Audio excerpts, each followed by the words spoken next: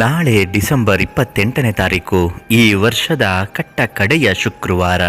ಈ ದಿವಸ ದೀಪವನ್ನು ಹಚ್ಚುವಾಗ ಈ ಎರಡು ವಸ್ತುಗಳನ್ನು ಸೇರಿಸಿ ದೀಪವನ್ನು ಹಚ್ಚಬೇಕು. ಆಗ ನೋಡಿ, ಬಡತನದ ಮನೆಯವರೆಗೂ ಕೂಡ ಕುಬೇರನ ಮನೆಯಾಗುತ್ತದೆ.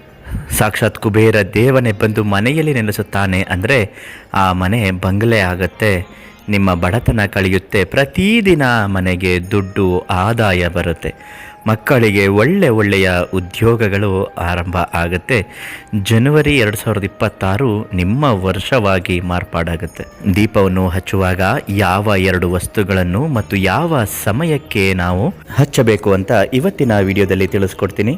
ಅದೃಷ್ಟಧಾರೆ ಚಾನಲನ್ನು ನೀವು ಇನ್ನೂ ಸಬ್ಸ್ಕ್ರೈಬ್ ಮಾಡಿಲ್ಲ ಅಂದರೆ ಮೊದಲು ಈ ಕೂಡಲೇ ಸಬ್ಸ್ಕ್ರೈಬ್ ಮಾಡಿ. ಹಾಗೂ ನಿಮ್ಮ ಜೀವನದ ಯಾವುದೇ ಒಂದು ಸಮಸ್ಯೆಗೆ ಶೀಘ್ರ ಮತ್ತು ಶಾಶ್ವತ ಪರಿಹಾರಕ್ಕಾಗಿ ಪ್ರಧಾನ ತಾಂತ್ರಿಕ್ ಕೀರ್ತಿ ಪ್ರಸಾದ್ ಗುರುಗಳಿಗೆ ಒಂದು ಕರೆ ಮಾಡಿದರೆ ಸಾಕು. ಪ್ರತಿಯೊಂದು ಸಮಸ್ಯೆಗೂ ಉಚಿತ ಭವಿಷ್ಯ, ಖಚಿತ ಪರಿಹಾರ ಸಾಧ್ಯ. ಫೇಸ್ಬುಕ್ನಲ್ಲಿ ವಿಡಿಯೋಗಳನ್ನ ನೋಡ್ತಾ ಇದ್ದರೆ ನಮ್ಮ ಪೇಜನ್ನು ಫಾಲೋ ಮಾಡಿ ಹಾಗೂ ಈ ವಿಡಿಯೋನ ಶೇರ್ ಮಾಡಿಟ್ಕೊಳ್ಳಿ. ಪ್ರತಿಯೊಂದು ಮನೆಯಲ್ಲೂ ಒಂದಲ್ಲ ಒಂದು ಸಮಸ್ಯೆಗಳು ಇದ್ದೇ ಇರುತ್ತೆ. ಪ್ರತಿಯೊಂದು ಸಮಸ್ಯೆಗೂ ಪರಿಹಾರ ಅನ್ನುವುದು ಪರಿಹಾರ ಶಾಸ್ತ್ರದಲ್ಲಿ ಮಿನುಗುತ್ತಲೇ ಇರುತ್ತದೆ.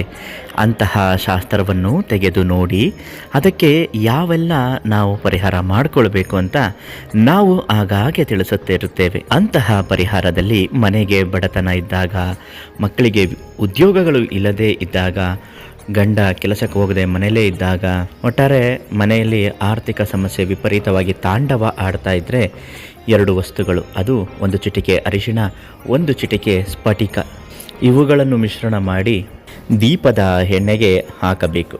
ತದನಂತರ ನೀವು ದೀಪವನ್ನು ಹಚ್ಚಿಸಬೇಕು. ದೀಪವನ್ನು ಯಾವ ಸಮಯದಲ್ಲಿ ಹಚ್ಚಬೇಕು ಗುರುಗಳೇ ಅಂತನ್ನೋದಾದರೆ, ಶುಕ್ರವಾರ ಅಂದರೆ ಡಿಸೆಂಬರ್ 28, ನಾಳೆ ಕಡೆಯ ಶುಕ್ರವಾರ. ಬೇರೆ ಶುಕ್ರವಾರನೂ ಕೂಡ ಮಾಡಬಹುದು. ಈ ಶುಕ್ರವಾರ ಮಾಡಿದ್ರೆ ದರಿದ್ರವೂ ಕೂಡ ಕಳೆದು ಹೊಸ ಶುಕ್ರವಾರದಿಂದ, ಹೊಸ ವರ್ಷದಿಂದ ಬೇಗ ಪ್ರಾರಂಭವಾಗಲಿ ಅಂತ. ಸಂಜೆ ಗೋಧೂಳಿ ಸಮಯ.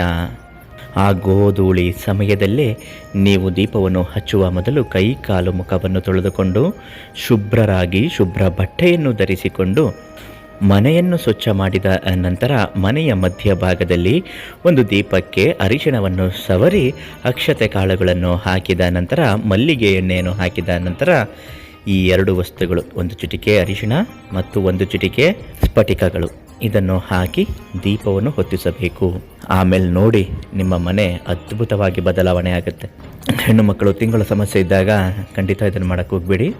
ಅವರ ಬದಲು ಬೇರೆ ಯಾರಾದರೂ ಮಾಡಿದ್ರೆ ತುಂಬ ಶ್ರೇಷ್ಠವಾಗುತ್ತೆ. ಹಾಗೂ ವೀಕ್ಷಕರೇ, ನಿಮ್ಮ ಸಮಸ್ಯೆಗಳು ಏನೇ ಇದ್ದರೂ ಶಾಶ್ವತ ಪರಿಹಾರಕ್ಕಾಗಿ ಪ್ರಧಾನ ತಾಂತ್ರಿಕ್ ಕೀರ್ತಿ ಪ್ರಸಾದ್ ಗುರುಗಳಿಗೆ ಒಂದು ಕರೆ ಮಾಡಿ, ತುಂಬ ಒಳ್ಳೆಯದಾಗುತ್ತೆ.